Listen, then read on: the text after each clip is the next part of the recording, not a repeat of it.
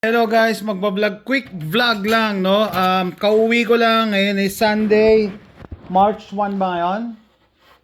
March 2nd, March 2, no? Sunday. Kauwi ko lang, grabe. Grabe yung araw ko. Galing ako sa shooting range, gun club. Exclusive yun eh, membership lang yun, hindi yun open for to the public.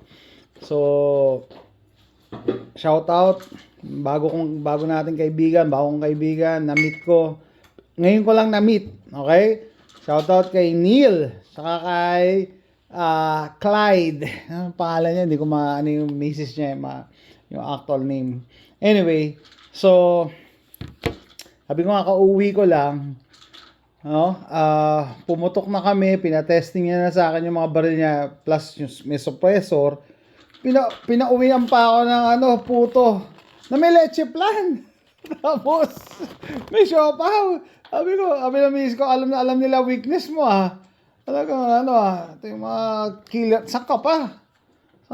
Ito, paborito ko yan, siopaw. Hindi ako nagsasawa sa siopaw. Tapos ito, first time ko to kumain. Puto na may leche plan sa ibabaw. First time natin to, di ba?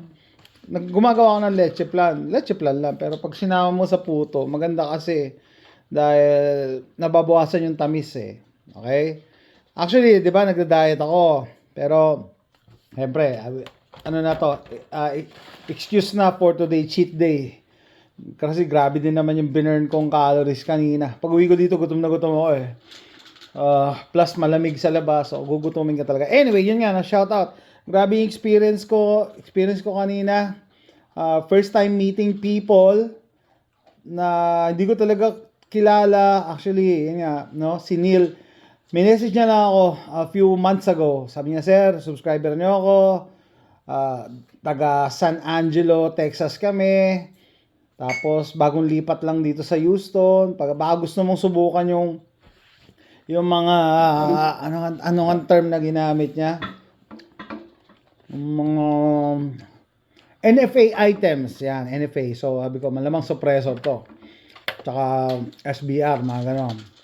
No? Sabi ko, sige, oo. Basta paggabi ko, pag nalibre. Tapos tinanong niya ako, saan tayo pwede mag-shoot? Sabi ko, yung mga gun range sa area namin, nagsara na eh. Tapos, nagulat na lang ako, sabi niya, sir, nahanap ko tong gun range na to. Renaissance Gun Club, yan, nagpa-member siya. Ganun ba? Tapos, niyaya niya ako na, I think, last week or 2 weeks ago, sabi ko, hindi ako pwede, ganyan. Plus, a few weeks ago, hindi rin maganda mag-shoot kasi pangit yung weather, nag-uulan, tapos malamig.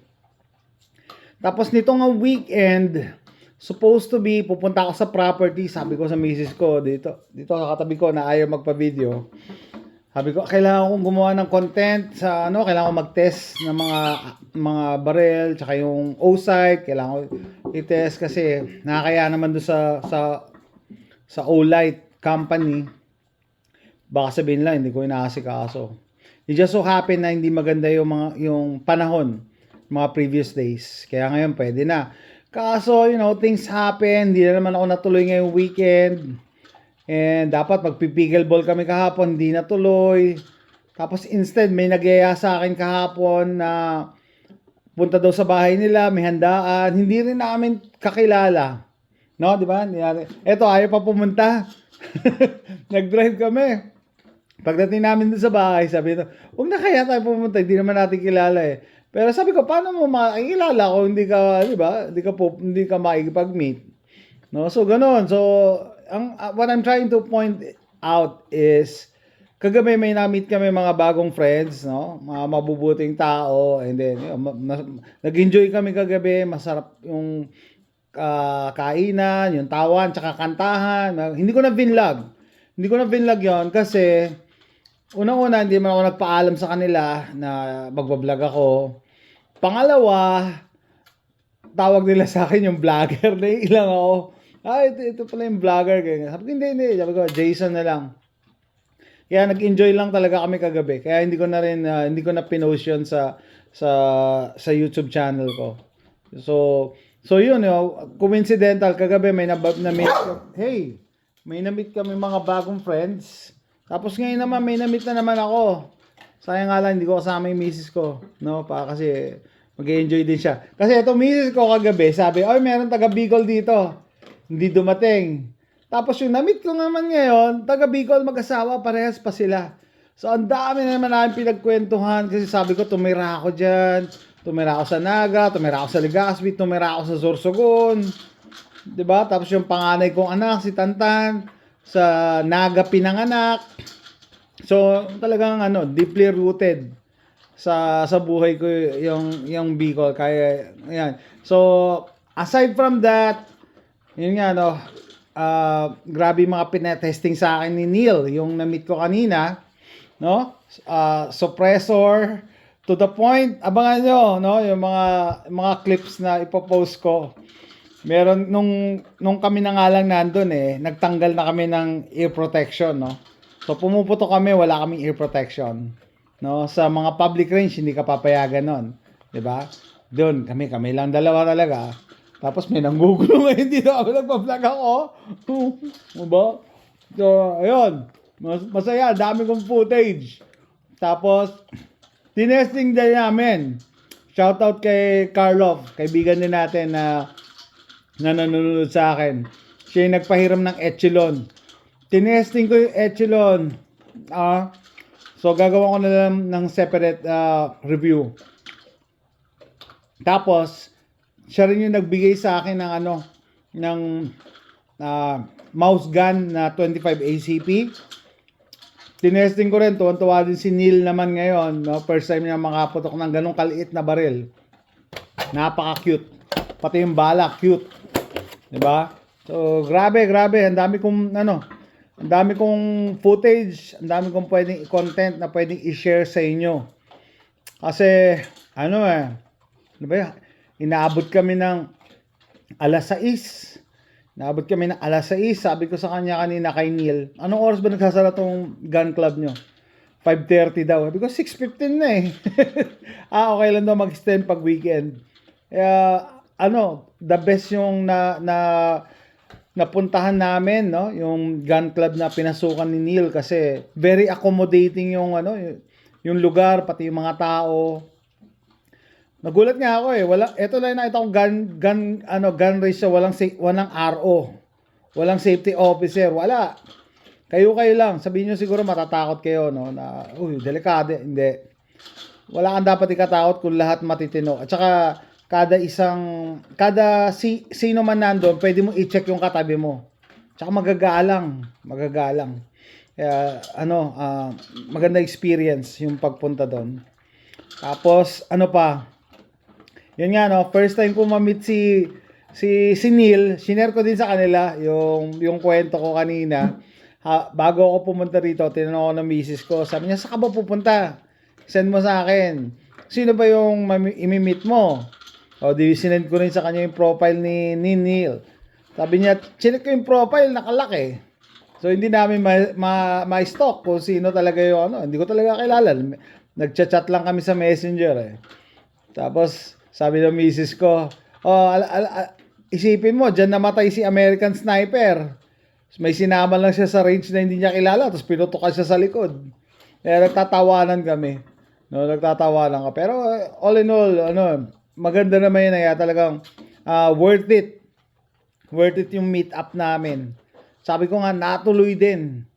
Kasi isi-share ko pala, dito sa Amerika guys, halos lahat ng tao dito, busy.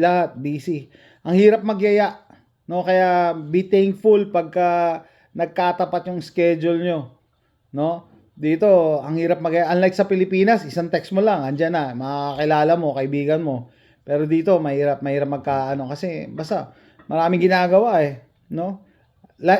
life gets in the way. Yung mga activities mo everyday, iba-iba Anyway, yun nga, enjoy, Sabi ko, magsishare ako, papasalamat talaga ako kila Neil. Sarap ng puto. May leche plan sa ibabaw. At saka bago pala ako magtapos, inukwento ko sa miss ko, sabi niya kasi magkwento ka naman. Sabi nila Neil, kala niya mataba daw ako. Hindi naman ako. Sabi, pumayat na siguro ako. nakakataba daw yung camera, Lil eh. Mataba daw ako sa camera. Mataba daw ako sa camera. I feel siguro pumayat ako kasi itong damit ko, shooting shirt ko, ginagamit ko sa competition to noong 2017, 2016. Pero parang ang luwag niya eh. Naluluwagan ako. Pati yung pantalon ko, ang luwag kanina. No? So, salamat din kay JR na nandito sa Texas. Binibigyan niya na ako ng mga health advice. Salamat. No? O ulitin ko guys, yun sa mga katulad ko na meron ding fitness journey or health journey. Ako, ang approach ko ngayon, mas gusto ko na dahan-dahan. At saka hindi ko i-deprive yung sarili ko. I mean, pag gusto ko kumain ito, kakain ako. But the keyword is moderation. Hindi pa pwede na isa. Hindi ka pwedeng magwanto sawa. Dati, siguro, kaya kong kainin lahat yan eh. Diba? Moderation lang siguro. Para hindi ka, gutumin, saka hindi ka deprived. No? Pagka ganun, babawi ka later pag wala nakatingin eh. Diba? Alam ko na yan, dumaan ako sa ganun. Kaya ngayon, moderation lang, paunti-unti. Hanggang ma-reach ko yung yung health goal ko. So, hop. Ito, siguro bukas na to. No? Tama na yung carbohydrates or sugar natin for today. No? Bukas na to. Salamat ulit kay Neil and wife. No? Salamat. And I hope nag-enjoy din kayo sa company ko, no? The least siguro na-entertain ko kayo kasi may mga jokes tayo dyan eh. Mga inside mga jokes natin. Hopefully, nag-enjoy din kayo sa company ko. And looking forward na magkaroon tayo ng part 2. Magkaroon tayo ng part 2 na hangout sa gun range.